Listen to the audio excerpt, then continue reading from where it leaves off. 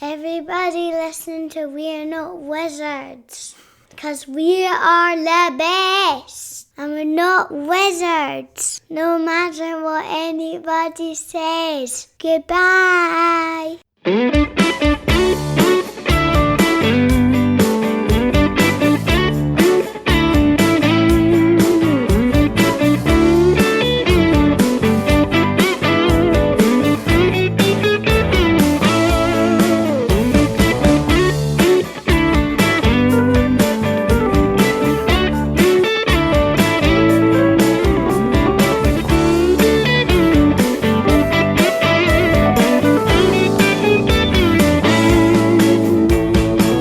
Hello and welcome to another episode of We're Not Wizards. My name's Richard. I'll be your host for July. Now, I've got to think carefully about this. Not only, I want to pace myself, and I'll tell you why, because sometimes if you rush into something, you want to use up all your energy, and sometimes it just, if you use up all your energy, then you're going to end up crashing at some point. You're going to end up dozing. Falling asleep. Now, I don't want to be the type of person that wants to doze or fall asleep. I've set up these counters on the table. I've got my meeples in front of me. My game board is here. I'm willing to keep playing until 6 o'clock in the morning, but in order to do that, I need to get some help. I need to help somebody who's going to help me to game all night. So, there's only one person I can do that. That is Chris Whitpan. He is here. He's going to tell me. He's going to drop knowledge. He's going to drop knowledge on us about caffeine, potentially illegal drugs. We have no idea. This could turn out into the top 10 of crack cocaine. We have no idea where this is going. But, hey, Chris. Well, thank you, Richard. I was wondering where you were going to go with that, and you didn't disappoint. But I kind of crashed and burned, and I think I might have to potentially bleep out the drug reference because we don't want to annoy the other people that are going. But there's other drugs out there, and you wouldn't necessarily want to use. You wouldn't necessarily want to use that to stay awake. In fact, that's going to send you to sleep, which just goes to show my drug knowledge. Caffeine and nicotine, I tell you, that's it. I think somebody once told me that the freakiest thing that you can ever do is go to bed with several nicotine patches on you, and it is like entering into Willy Wonka's chocolate factory. The types of dreams that you're having. I do not think I need to try that. That sounds kind of awful. I think, apparently it's a thing that the young kids are doing. I can't substantiate that. I've just made it up in the last 5 minutes, but, we'll see how we go. Thank you for joining us. You're talking to somebody whose parents used to look at him cross-eyed when I'd inhale a helium balloon. So, did you have a funny voice when you did that, though? Oh, yeah, of course. I mean, I have a funny voice when I don't either, so it's fine either way. I was just wondering what the balloon that was next to you was for. I didn't want to question it, kind of thing. It's one of these things. I guess we should do the admin bit because admin's important. The administration is what keeps us together. Bathrooms over there. Take a break if you need it. Get up and walk around. Okay. The exits are here, and here. And in the event that none of the jokes that I say are funny, then oxygen masks with helium in them will fall from the ceiling. So at least you can all laugh like a good man. You have to bring it yourself, really. Pretty much. It's just like, if I'm not funny, you have to just bear with me until we get back into the funny again. But the reason that we do this is because we've reached 300 episodes, and obviously you can tell I've had too much to drink. Not of alcohol, but of various coloured refreshments today. I had one of those multicoloured ice lollies that you get. Okay. And it was a fruit one, and I'm pretty sure that there is no natural juice in nature which is bright blue. It's the least occurring color in nature, period, as far as food goes. So you're probably right. I'm pretty sure there's some kind of illegality going on. It did taste fantastic, and I'm quite happy that all these lovely imaginary animals are standing next to me. The moment. They look lovely. They are very, very cuddly. One of the things we like to do is we like to find out about the history. We're going to take this back serious because we need to. But one of the things we like to do is we like to find out a little bit about how you got involved in the hobby in the first place. So do you want to tell us a little bit about your history with regards to the pressed and printed trees? Well, it started, when I was a kid, I loved board games. It was something I got for Christmas every year. Always had them. I remember having, like the crazy big plastic ones, right? Stop Thief, Bargain Hunter. I'd ask my parents to buy me all these games. And then, of course, I'd have no one to play them with. So most of them just gathered dust. But I still had them, and it was a blast. And then later on in life, I started like being the guy who always had the party games laying around. Like taboos, categories, things like that. Like constantly playing them. Still love, getting people together and playing a big party game and things like that. Fast forward a few more years, probably around 2012, I'm just I forget, I think it was Big Bang Theory had Will Wheaton on, and I'm like, what the heck is he up to? And I stumbled on Tabletop, like episode 3. Wow. So it's like right at the beginning. And then all of a sudden, I'm like, there's these games, and it just kind of stuck. And then next thing you know, I'm having like guys game days over at the house and, trying to get like 7 people together to play like, Munchkin, like worst idea ever. Huge Carcassonne games, things like that. And then it just kind of blew up and really fell in love with the hobby. And next thing you know, I'm going to game clubs and playing things like, I think one of the first like games outside of the tabletop envelope was probably Sulkin, actually, with the gears. I remember buying that and just, I fell in love with it. And it's where I first ran into board game media because I bought it and then I could not figure it out. So Rado had to show me how to do it. And, just a slippery slope ever since. And now, we sit and we have that room full of the big shelves and full of all these games. And I'm sitting there going, I need to start paring this down a little bit. It's getting out of hand. So were you an only child then? Was it just you kind of growing up? Well, if you ask my therapist, they'll say yes. If you ask my brothers and sisters, they'll say no. So I kind of have that lovely thing where my parents, all my siblings are, 1.5 year to 2 years apart, 2 years apart, 2 years apart, and then comes along Chris 6 years later. So the best mistake my mother ever made, if you asked her. But what that did was basically I was left on my own, just kind of hanging out and having to play by myself. So yeah, for all intents and purposes, I kind of am, but I still have to buy a lot of Christmas presents. I didn't think we were going to get to the kind of the sad emotional part of the podcast kind of so early on. Look, it was the same in a family setup. There was, there's 18 months between me and my younger brother, and then there's 8 years, I think there's 8 years between me and my youngest kind of brother. Right. So, he was the annoying one that came into the room when he was a toddler while I was trying to play Star Wars with my younger brother kind of thing. So I kind of know kind of where they're kind of coming from.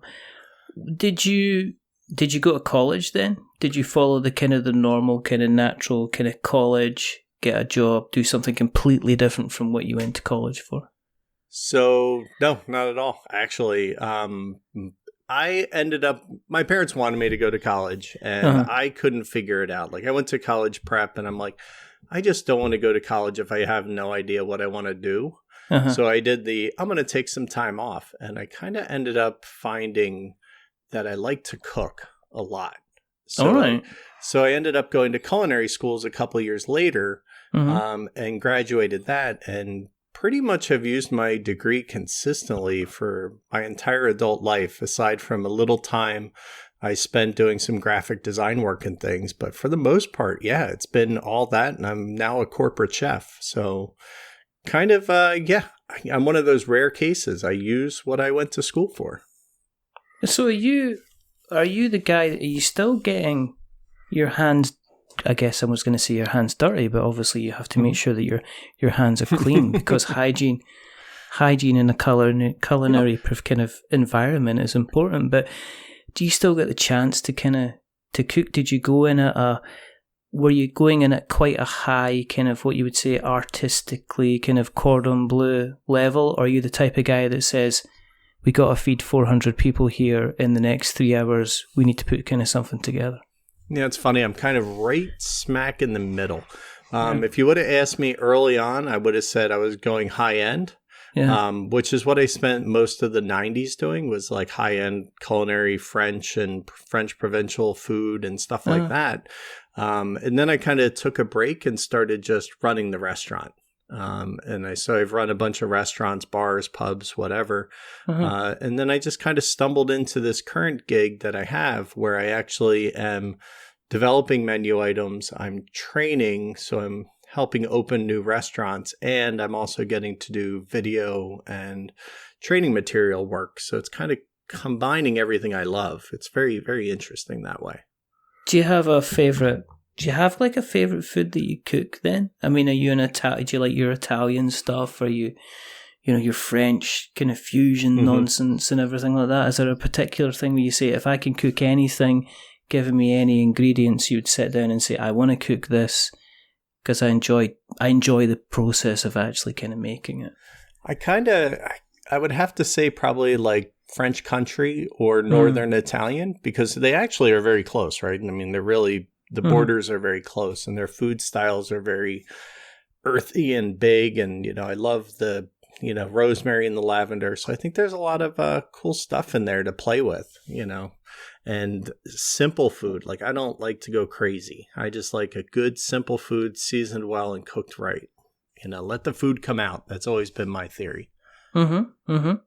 So you're more likely to have, I just want something kind of well seasoned and quite hearty. I don't want to get 3/4 of the way through something and think, you know what, I hope this isn't the starter, because otherwise I'm going to end up kind of really, really, really, really hungry. Do you do a lot of cooking at home then? I do all the cooking at home. So my wife, she got lucky. She does, she lets me cook. So I end up cooking probably 3 to 4 nights a week. But she does an awesome job. She cleans. She'll do the shopping with me. So we share the duties, but it's, I love it, like day to day. And I like exploring different ways to cook. Like I'm doing the sous vide thing right now. And I'm just loving the journey that's put me on. That's pretty interesting stuff. So what's that? So sous vide is basically you take what's called a circulator, which is like a giant fish tank heater. You put it in a bucket of water and you vacuum pack your food and you cook it in the water. So what it does is it holds it at a specific temperature the whole time so that it will never overcook the meat, but it still allows things to break down. And, it's a very interesting way to cook, because if you want a medium rare steak, you just do that. And then you quick throw it in a pan, sear it up, and it's good to go. It'll be perfect every time. Have you, with you being involved in the kind of the food spaces, have you seen an increase in kind of veganism and, allergies and stuff like that, intolerances? I mean, have you seen, has that become something that gets spoken about an awful lot more when you're considering a menu, that you can't just say, okay, guys, we're going to have, for the next kind of 6 months rotation, we're going to be entering into our autumn-winter menu, which means we're going to have these 3-4 different types of soups for the starters. Are you now having to say, well, guys, okay, we need to take into account potentially some of the customers that we've got coming in are going to be vegan. Potentially some of the customers are going to have intolerances and allergies. And have you seen that kind of space change in your journey, in your career? Into an incredible amount. So it's really, it used to just be about make the food and make something different and special, right? That was pretty much the mantra we started with. And then, in the 2000s, the allergy thing started to creep in. And that, started give you an example. Our food safety exams used to be all about temperatures, times, and storage, right? That's what it used to be back when I started. now it's a lot more about allergens, ingredients, cross-contamination, and all these issues that are starting to come out of a lot of these known allergies. And I'd say the allergies have always been there, but I think that, we're really a lot more acutely aware of what they are. So I think instead of building immunities and things like that, we kind of nurse them and deal with them a lot more. So it absolutely factored in. And then the diet trends is really what I'd throw all the other things under, because, sure, somebody with celiac, needs to not have gluten. They're not just avoiding it, right? Yeah, that's me. Right. So that's fair. But, it's also coincides with a diet trend. So the important thing is trying to say yes to as many people as possible. So if I don't need to put gluten in a thing, or if I'm just doing it because I want to be all chefy and stuff, can I eliminate that and replace it with something else that allows that item to open up to more people? And then the same thing goes with vegetarian, right? It's pretty simple to make something vegetarian, but can we take that next step and actually make it vegan now? Why do we need to have butter in that recipe?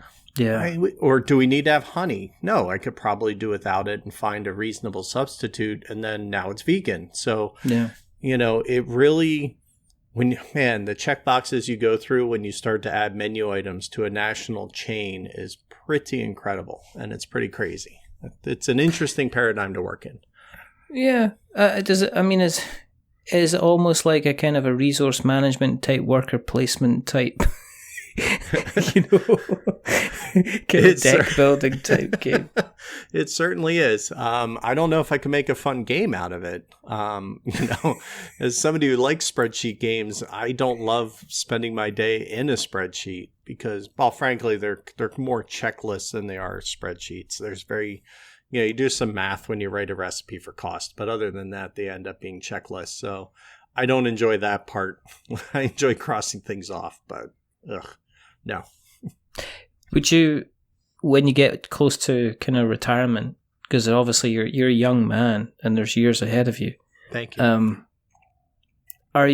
Would you like to kind of while out your last years just running a quaint little restaurant where you're in the back kind of whistling away, making kind of like changing the menu every week to something that you kind of fancy, there's something to be said for that. It's the hard part about restaurants is, I think a lot of people outside of the U.S. really get just how hard it is, because I think, restaurants are a little easier to work in when they're not working for tips and things like that. So I think a lot more people try restaurants in other countries than they do here. But I think I get tired of working when everybody else is playing. I had to work New Year's Eve on 99 to 2000, and I got paid handsomely, but still, you're playing, you're playing on the weekends, you're playing in the evenings, and it gets old after a long time. I'm not going to lie. Is it in your nature then, as almost like somebody who's providing the entertainment? Because so far you've mentioned to me that you're kind of like the type of guy who's always having the kind of the party games. Mm-hmm. So kind of bringing the food to the table. Have you naturally always kind of been the guy that's kind of brought the kind of the entertainment to the table as well in some respects? Richard, I love being the host. I'll be your host. It's something that I've always enjoyed, like hosting the parties. When we bought our current home, how many people can we fit in here? How big of a party can we have was literally a thought when we purchased our house. Like, is it suitable for large groups and large parties? On a side note, it is. I have a con for 50 people in my house every year for my birthday. So wow. we did choose right. But I love being the host. I love, not being the center of attention, but I like surprising people, providing people some fun. If somebody's not having fun, it usually drives me nuts. those kind of things. Is that right? Kind of like reflected now in the kind of the games that you play and the kind of the games that you pick? Are you more likely to... Are you the type of person who would pick a game knowing that other people would enjoy it, as opposed to you picking a game because you know you would enjoy it? Absolutely. When I started buying, that was 100%. Like, I would buy games just like, okay, who am I going to play this with, and will they enjoy it? I since got over that, because I think there reaches a point where you can buy so many darn games trying to appease everybody. And then you wind up with, maybe some stuff you like, or you wind up with a lot of stuff that nobody plays. So I kind of ended up with a lot of games that nobody was playing. And I kind of realized, I need to buy the ones that I want to play, and maybe somebody else will play them with me, and kind of let them fend for themselves a little bit. If they want to buy a game, let them buy a game and be willing to play it. But I really used to be that way. I used to be very big on, I got to have a game for every situation. The whole, the board game sommelier kind of thing, right? Like, I got to be able to bring something for anybody who walks through my door. I figure I can hit probably 90% of people, and, I don't need to have 700 games to do that. Do you have quite a curated collection then? I mean, do you kind of keep it under a particular kind of level? And you get to the point where you say, like, well, this is a one in, one out kind of situation. I need to get rid of some games here. I'm at the tipping point. I'm not Dan Hughes tipped yet. I'm not ready to give up 3/4 of the games I have, because I have a lot of sentimentality attached to some of the ones I have. Like, I'll never get rid of Zularetto or Aquaretto because somebody bought them for me. And it was such a thoughtful and well done gift that I'm like, I can't get rid of that. And I like the game. So yeah, it's going to stay around forever, even if I haven't played it in 2 years. So I'm at that tipping point where, I have a week off work right now, and I'm about ready to start going through and asking my wife and start doing all right, what games are we protecting and what are we getting rid of? Yeah, it's kind of it's a strange balance, because like I sold probably the best part of maybe, it must have been about 7 or 8 games. Wow. Yeah. But and there was games like The Godfather was on there. Now, I played The Godfather a good number of times, and I had an excellent time with The Godfather. But it sat there for like 8 months. Yeah. 9 months, and I'm just wondering, should I now be passing this on to something else so they can get the pleasure out of it? Because I know it's one of these things that's like, there's certain games, if you put them up for sale, then somebody's going to snap them up straight away. Exactly. When I put up Godfather, I also put up Spectre Ops. Spectre Ops is a game that everybody raves and says is amazing. I've never sat down and played it, so it sat on a shelf and I never played it. So I listed The Godfather, Spectre Ops, a few other games, and it was the fear that I knew as soon as I listed them, somebody was going to come along and just kind of like snap them up. But the other thing that I did was pretty much for all of the boxes that I had space, I put in a couple of extra games that the person didn't ask for. Because I picked them off the shelf and I went, have I played them? Yes. Have I had fun with them? Yes. Am I likely to play them again?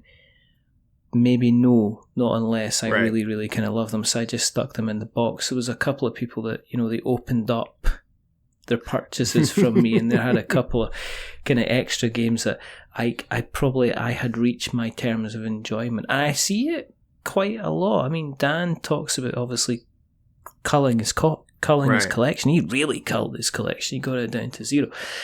But I think I'm at the point now myself where I'm kind of like, do I need to have these for the sake of having them? And what is the point in having something for the sake of having it if I'm not getting it to the table kind of often enough, which is... You know where we are, Richard? We're at that point where, remember back when we bought CDs and we bought those, and we're at the point where we used to have them out on display. Yeah. And I think we're at the point where we would now buy that 200 CD binder and start to move them in, right? Like, Yeah. okay, I don't need to have these big things out on display. I don't need to show everybody my 300 CDs that are alphabetized because I'm a nut job. All that stuff. Board games don't have a way to do that. Even DVDs. I have probably 400 DVDs sitting behind a wall here in my theater that's, they're in books because I didn't want to store the cases anymore. So you can slim down even a big collection and make it say, well, it's not taking up that much space. It's not a big deal. But then when we go into our board game rooms or we look at the shelf that we have them on, and they're taking up these huge amounts of space, and I think it becomes a little harder to pare that down. I think the other ones we would condense if we could. And maybe we do that with some like little games, right? Like I have some of those cases for smaller games, but the bigger ones, it's like, no, we have to make a little bit harder decision that I don't think we're ready to make. It's the acquisition guilt as well. I mean, let's face it, if I took and I have got all my CDs, but I've got them on this. I've got them on my phone. Yeah. On occasion I'll be like, oh, I haven't listened to, the Gin Blossoms' New Miserable Experience for like goodness knows how long, and I'll put that on Spotify and I'll prop up, or I'll stick, Temple of the Dog on, or Soundgarden or something from my 90s when I had, I had hair and it was longer. And it's even the same with video games. I mean, video games, they can all be digital, and my film collection, while it's kind of there on Blu-ray, I'm more likely just to purchase it through kind of Amazon or my PlayStation, so it's there. So I know I have a huge collection of PlayStation 4 games, but you wouldn't be able to tell until you switched on my PlayStation 4. So my acquisition guilt is almost hidden, because until you actually start going through my PlayStation, you will not know that I have probably about a good part of 200 games kind of sitting there ready to play. If you open my cupboard and my board game collection, you'll see straight away, it's like, you're not saying somebody there's a problem, you're saying, well, there's somebody who's definitely got 3 or 4 shelves which are double spaced, and it's all pretty full, and things, those shelves are bending an awful lot. So I think there's kind of that as well. And I think, it's kind of, it's fear of missing out, and there's a lot of, is it collection for the sake of collecting it, and then rather than people collecting stuff because they know they're going to enjoy it? I think for me, a lot of what makes me want to get a new game is usually going to be a theme, that really grabs me, like something I think is going to be awesome and amazing.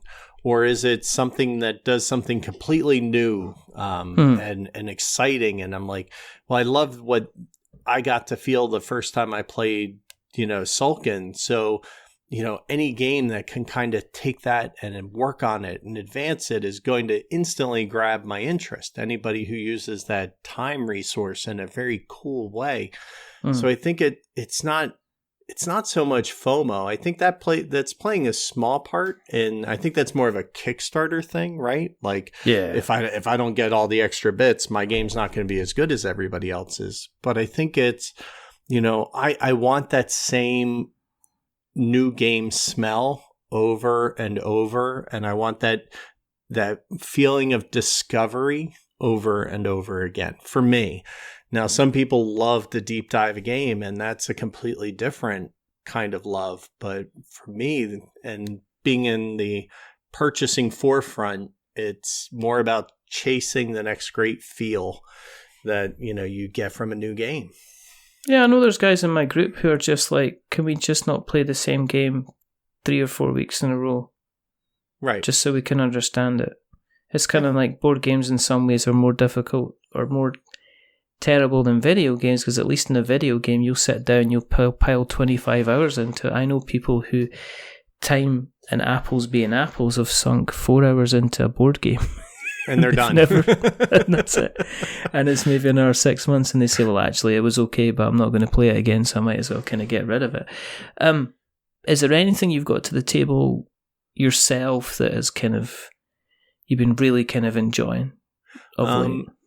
There have been 2 that I've really loved. The Teotihuacan has been, I've been loving that because it did exactly what I said, right? It took the Sulkin thing and just kind of made it a little streamlined. Like it's like the designers took what they learned from Sulkin, Marco Polo, and they really kind of honed it and made this hybrid that I love. And it's quick to get out, and it's not as hard to explain as Sulkin, right? Because Sulkin, you need somebody to go, oh, I can't retrieve, and I'm only going to get 2 corner. You know, you need to fail a couple times to get it. Where with Teo, you don't need to.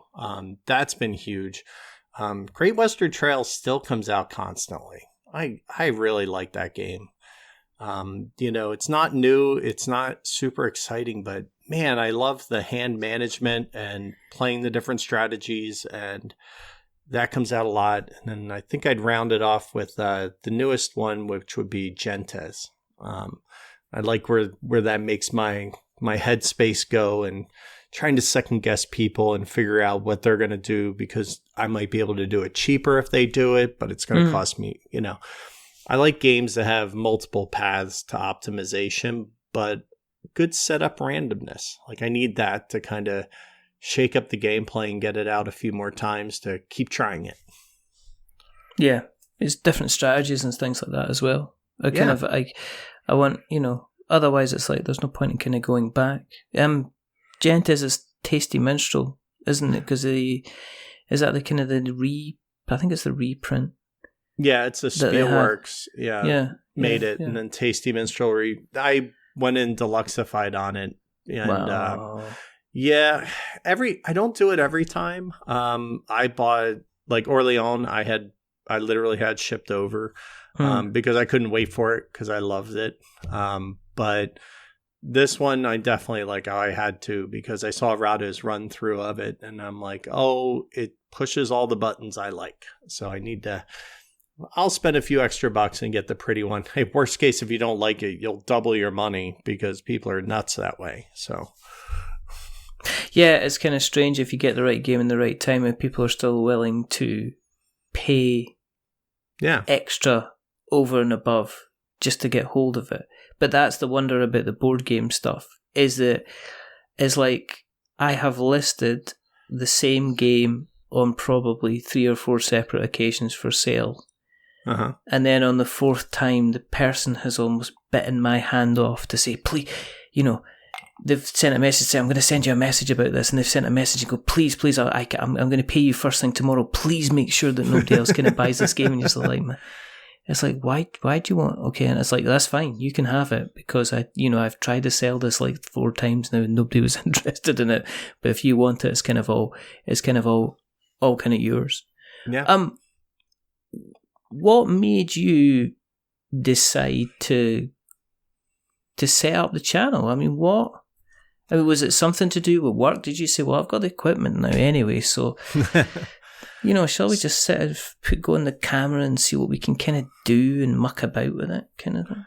So I've always enjoyed participating in hobbies in weird ways. Whenever I'm one of those guys, if I'm starting something new, photography, 10 years ago now was when it was new to me. It's like, go look at podcasts about the thing you like, buy books. And, you know, I avoid YouTube just because there's no way to disseminate quality on that. Yeah. So, you know, it's good for tips and tricks, and if you have specific needs and questions, but until you find someone, it's nigh impossible to actually find information that's going to help, right?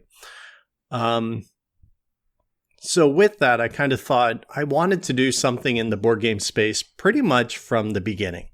But the problem was that everything that I came up with was done by somebody else. I mean, like I wanted to do like a draft beer and board games. Oh, there's a podcast doing that. Oh, I wanted to do whiskey. Oh, there's another podcast doing that. And so I just kind of, a lot of non-starters. And I started to realize playing games to review or to discuss wasn't really in the cards. I'm not one to go to my meetups and say, we need to play this, I need to review it. I don't have a group that would really deal with that very well. And nobody in that group really wants to help.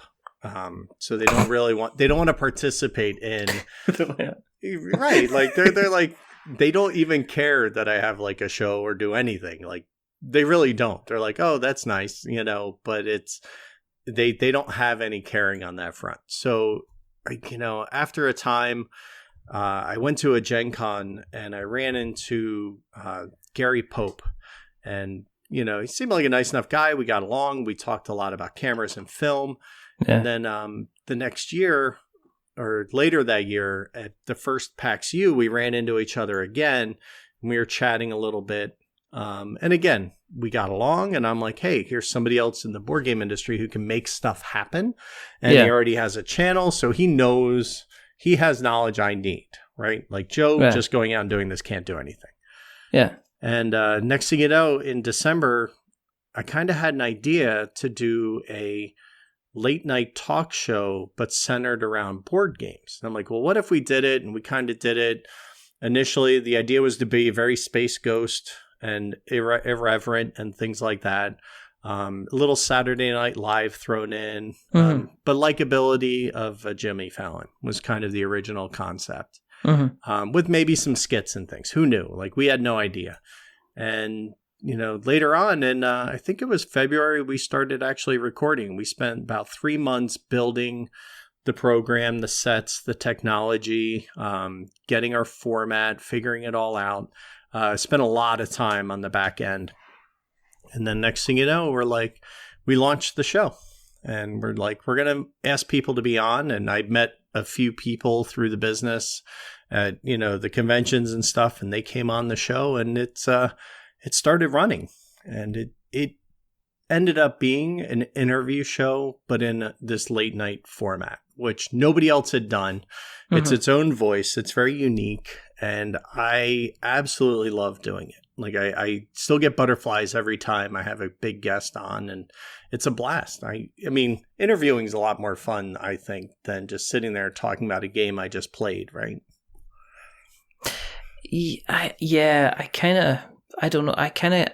I'm at the point now where I'm more interested in the people than I'm speaking to than suddenly sometimes like the game.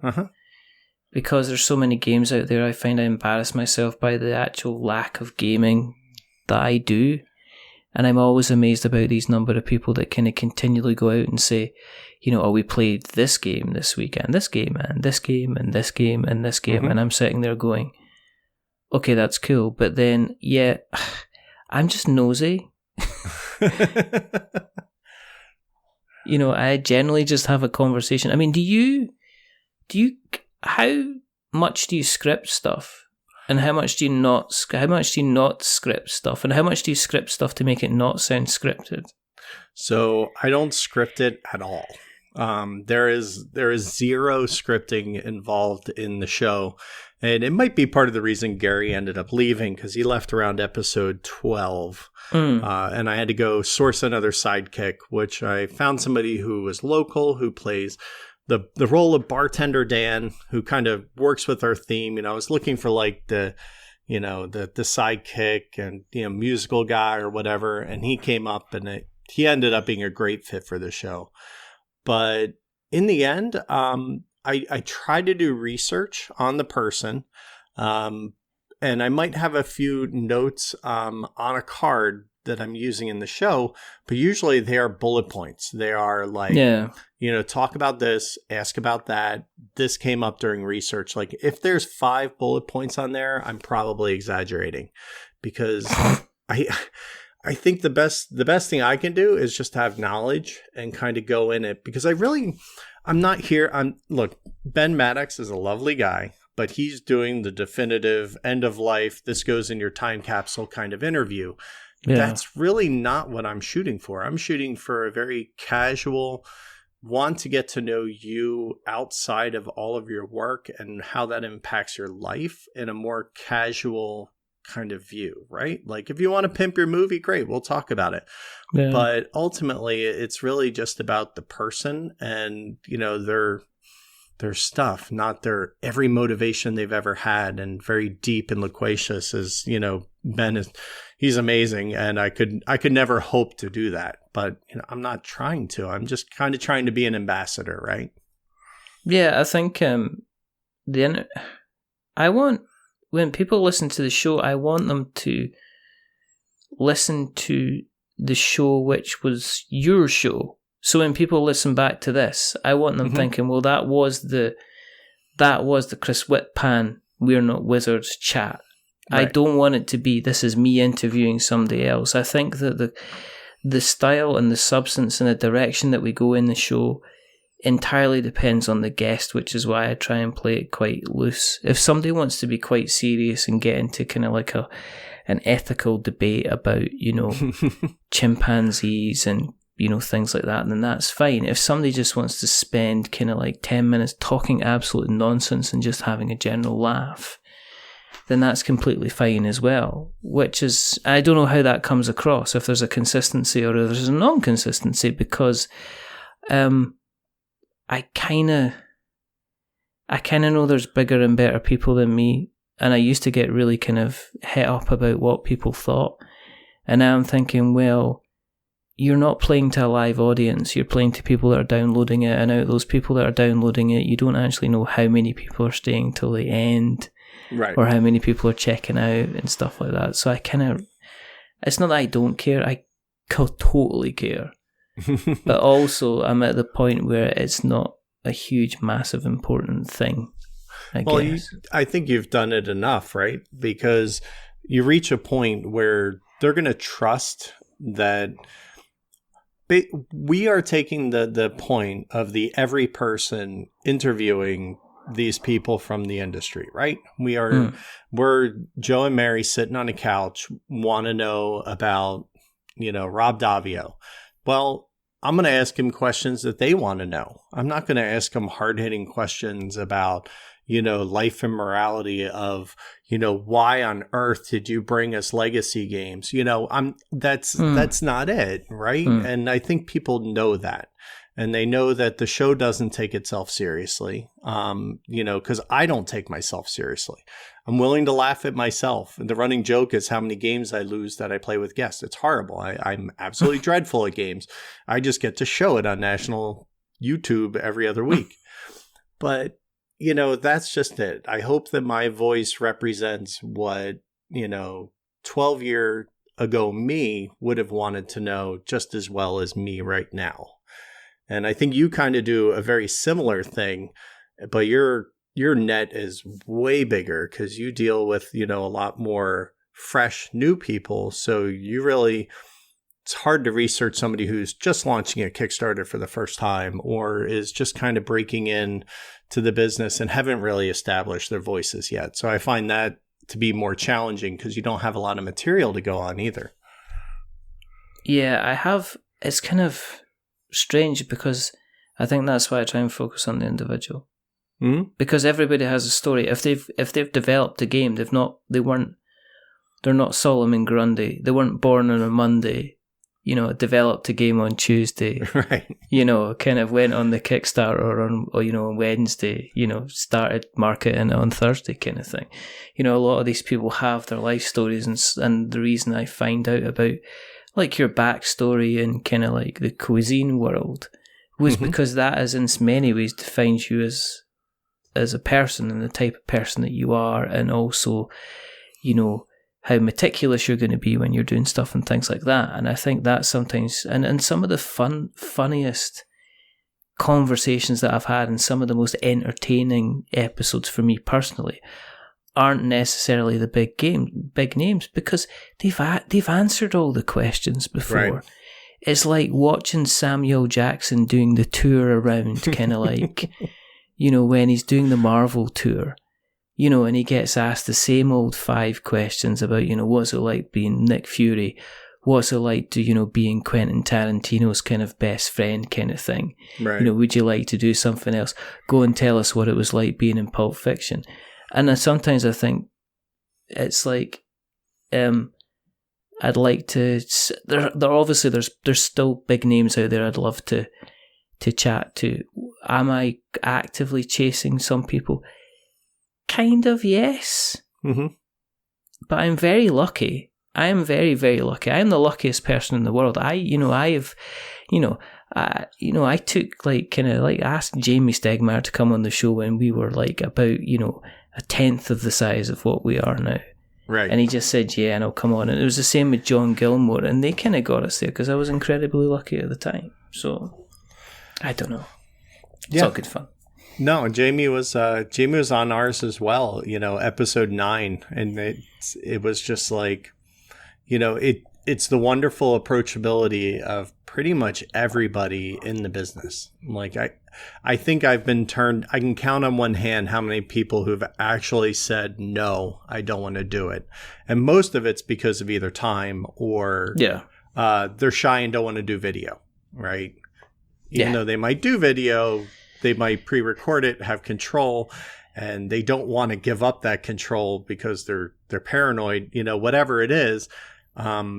But they're usually the only reasons why people don't want to be on other people's stuff. It's awesome that way because it makes somebody who wants to break into this, it gives us a little more like, wow, like I almost wish I would have waited for Jamie now, because I'm like, I've gotten so much better. I've gotten so much better than that episode, unfortunately. But I wouldn't have got other people if Jamie hadn't come on. Jamie is one of these guys. He is, and you're like, I want you to be horrible, Jamie. I want you to be, everybody finds out that you're the kind of guy that, you have a kitten liquidizer in your kitchen, which has got a label and you've got a schedule. That's what I want. But he's not that. I for a long time, and I've chickened out of doing this, of actually doing a sketch of Stephen Bonacore speaking to Jamie Stegmaier about doing some kind of legacy game, together. And you've just got Stephen Bonacore just shouting at the screen because he doesn't know if Jamie's screen is frozen because he's just standing there kind of smiling and looking happy. That kind of thing. I'm not going to do it here, but I have been practicing in the car my Stephen Bonacore voice, and him arguing with his design team about the next game that they're going to be doing. I'm basically saying, he can never ever sell this game in the UK because we just can't do terraforming Uranus.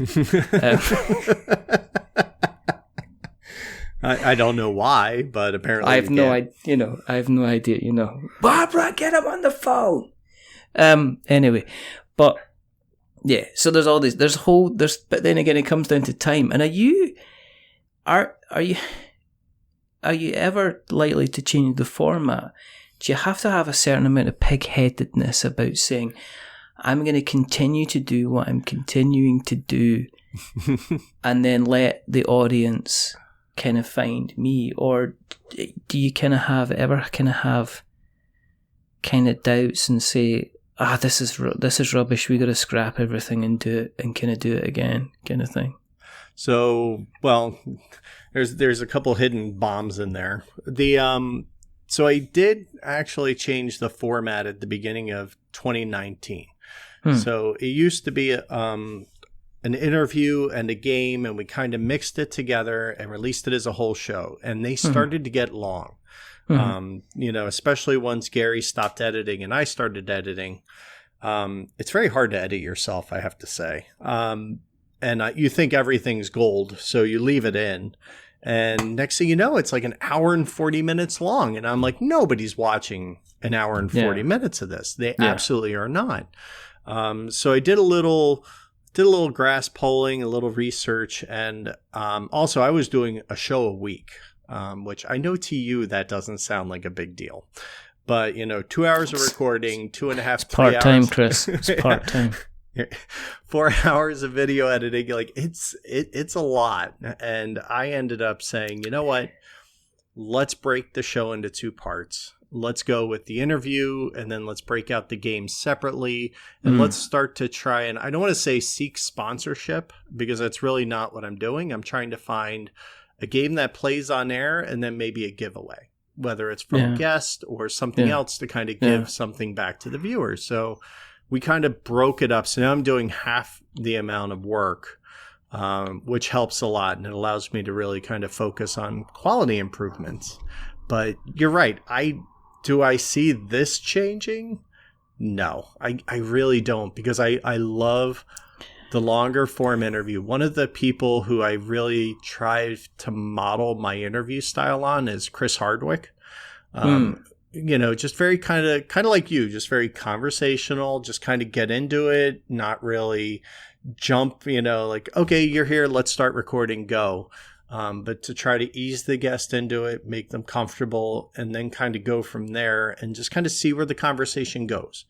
And I don't feel that I can do that well in under an hour. So it's, usually 40 minutes to an hour, and then the game takes however long the game takes. But usually the game's funny because I'm so bad and lose horribly. And, like I played a drawing game with Quanchai Moria. That was pretty funny. Stuff like that. You would have lost. I did. It wasn't even a game where art mattered. We just played second chance, and I told him to color in the bricks pretty, and we'll give it away as a prize. And he just showed that he's an artist, and I'm a kid with crayons. Are you tempted to go into other media then? I mean, are you tempted to, because there is the temptation when you are kind of making stuff for other people to consume on a media-based level, because I'm not trying to use the phrase content creator. But is there a temptation to then go, well, let's do lots of photographs on Instagram, and let's start writing up tons of stuff on the blog, and let's start doing, are you tempted, are you just saying, no, this is what we're doing, this is what I want to get into, this is what I want to be known for, because if I start writing, people are going to realize I can't write. Yeah. And they'll see all the typos. It's actually just came up on my yearly review at work, because I do training materials, and I'm like, man, you got to work on being detail focused. I'm more of a rush, get it done, and edit later. And unfortunately, my boss doesn't love that. But no, so writing will not happen. I've tried a few times, and I might do a project here and there. I've written up things on BGG and stuff in the past, but it's never anything that felt like that's not where my creativity ends up going out. Does that make sense? Like, that's not, it's an expression, sure, but it's not the one that clicks for me. The Instagram, I would like to be better, and it's kind of always the New Year's resolution to, when I'm playing games, I should photograph them more, do photographs of the set more, try to get a little more engaged. But it just doesn't really, I don't know, I think it's the format of Instagram doesn't really speak to me. But then again, I would have said the exact same thing about Twitter a year and a half ago.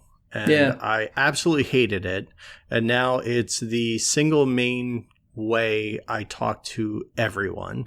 And Facebook's actually fallen away, because I'm kind of tired of the curated, ad-laden, seeing the same 5 posts and, political vitriol that just is my Facebook feed. So I have no desire to go on Facebook anymore. And so that really just leaves like Twitter. And then I try to participate in Slack channels, but I'm an old guy. I don't know how Slack works. I look at it and it just confuses me, but I'm like, I'll keep trying. Maybe I'll get better. Yeah, it's the whole thing now, and people are going to, they do a Patreon, they go, come and join our Discord channel, and I'm just like, I can't do, I wouldn't do that. There's two sides of things, okay? The first thing is, I'm not 100% sure how the thing works. Right. And secondly, what happens if you set up a Discord channel and you get like 2 people, and one of them is you, and the other one is your alt? Exactly. Kind of thing. You just end up having conversation, just hoping that people kind of come along. I'm kind of worried about that. We have people that listen, and I am absolutely 100% grateful for every single person that has ever listened or read or watched any of the stuff that we have ever done. But also, I'm still part of my thing is I wouldn't want to be running a Discord channel just in case I went, we've got a Discord channel, and nobody showed up. Nobody showed up. It's like all the hors d'oeuvres are out, everything's there, and nobody walks in. It's just It's it's tough. I try to do it because there's other communities that I think the show would benefit from. So that's kind of where I go. But, you know, I heard it said recently, and I forget where, but somebody said they'd rather have 4 quarters than 100 pennies.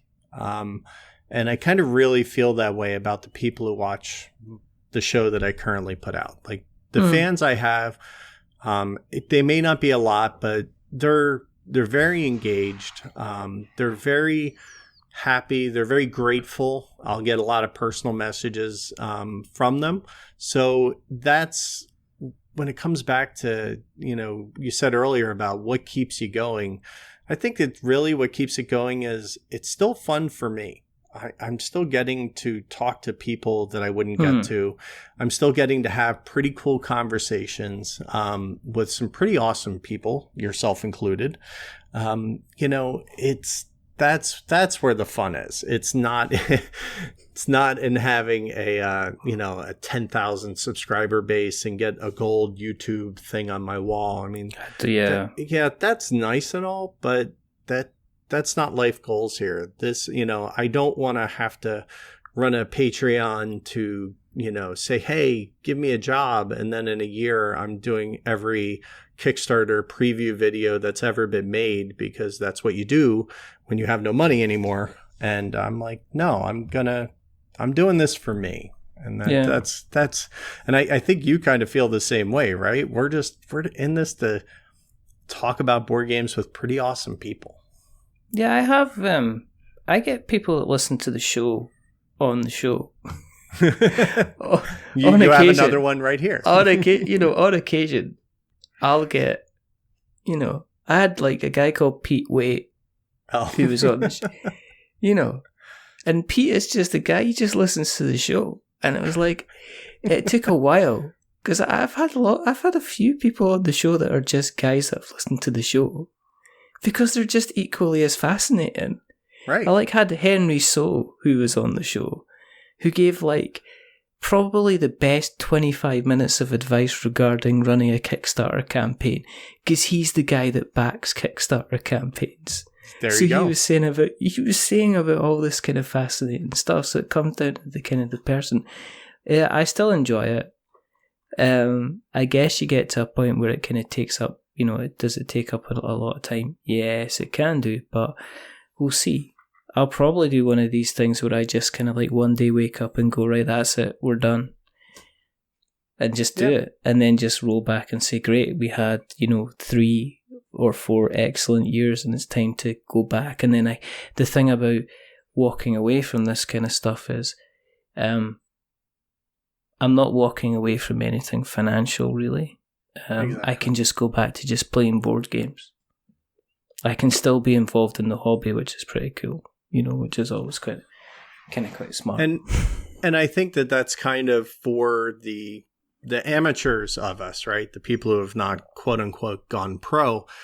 It's really about that, right? It's about finding a way to contribute to the hobby. I mean, sure, there are people who want the pro, and that's fine. You can have those dreams. I'm not trying to say they're a bad thing, but for everybody else, it's just kind of another way to participate in the hobby. Because face it, we can't board game 24/7. We got wives. Board game nights aren't every single night of the week for everybody. It's hard to get in a game. It's hard, I'm not a guy who's going to sit there and read rule books in my spare time. That's just never going to happen. No. So I think it comes from that labor of love, and that I just want to participate. I don't necessarily care how much people hear me. It's nice when they do, but that's not the goal. No.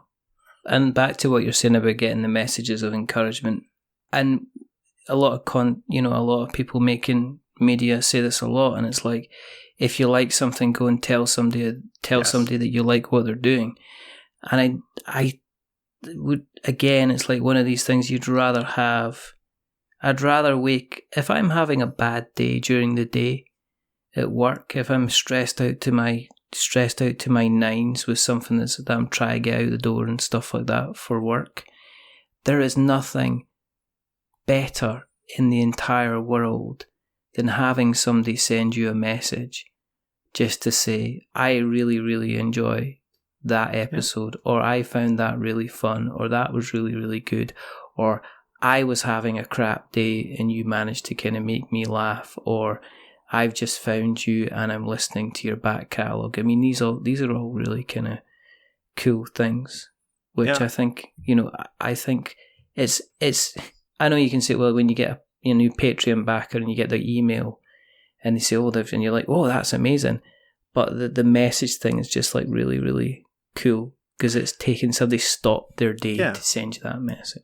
And, I think it's important to know that not everybody who watches a thing, partakes in a thing, is ever going to contribute. I mean, I think it's below 1%, right? Yeah. Like, people who feel motivated to help you out financially. But I get, and that's very, very helpful. I never want to discount like, a $1 pledge, anything to help pay the basic bills, which frankly, I still don't have covered, even, with what I make, quote unquote, but it's fine because again, I love it. So I don't have an obligation there, but I get just as much excitement when I see a new Patreon supporter come through. I get more when I see a good comment or I see somebody who has gone out of their way to send me a note, or has found me and has said that. I think that is, it's payment in kind. If you love something, just say it. You might not have $1 to give, but you can always say thank you. I appreciate it. I love what you do. And that's why we do it, I think, ultimately. Absolutely. Thank you very much for coming on. Oh, this has been a blast. I've been jonesing about coming on and catching up. I'm one of those people working through the back catalog, which, there's a lot of downtime at work. It's Mike DeLisio and Matthew Jude and maybe Dan have always mentioned you in such kind regards, and I'm like, okay, I'll listen, and then I'm like, I think I just want to chat with Richard, and I want him to say that he'll be my host. Like I want him. I want him to be my host.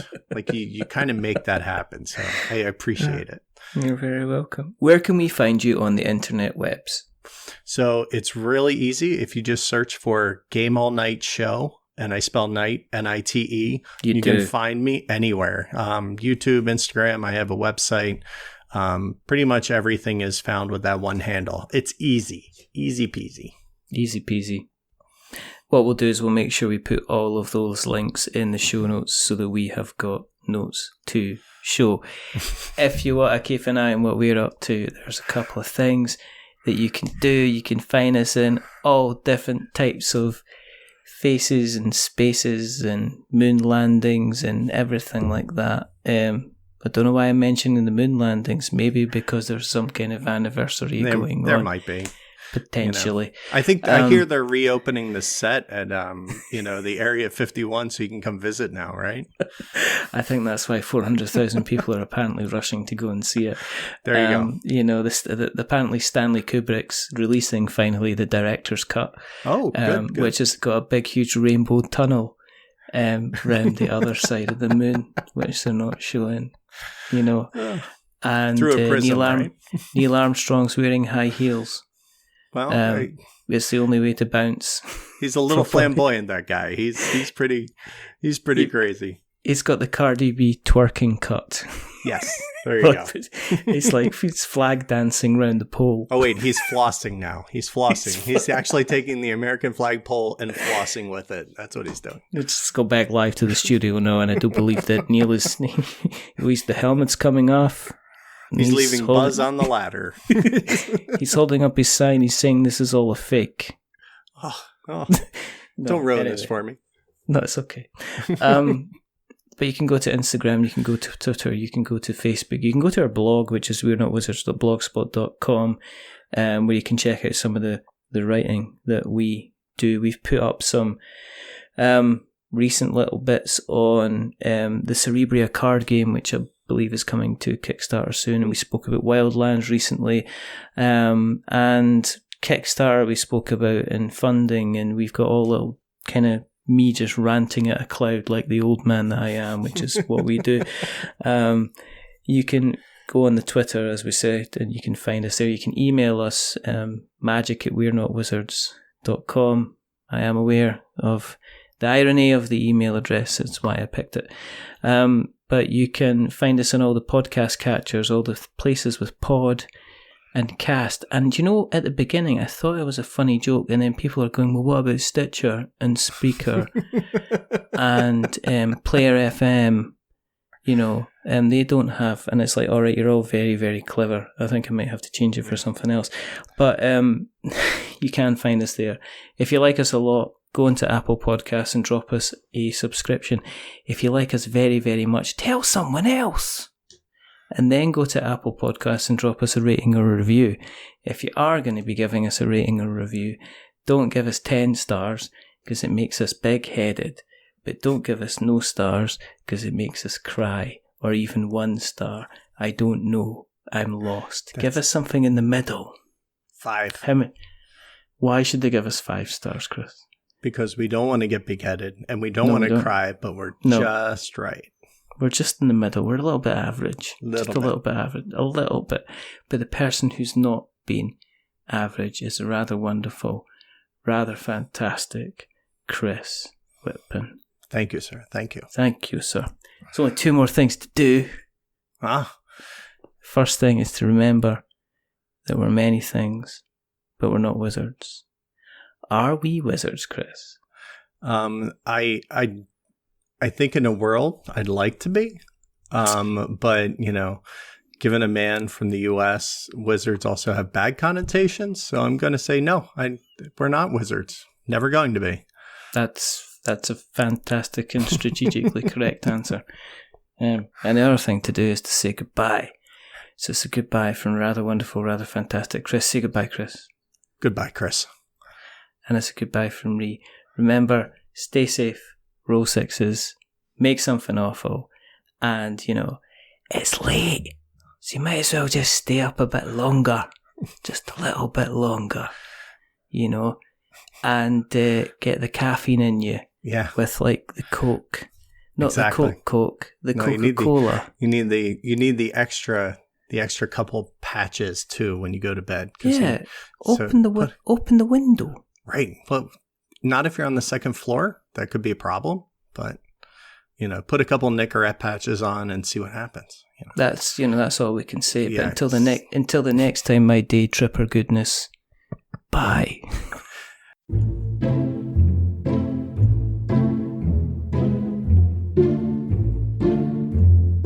A wizard is never late.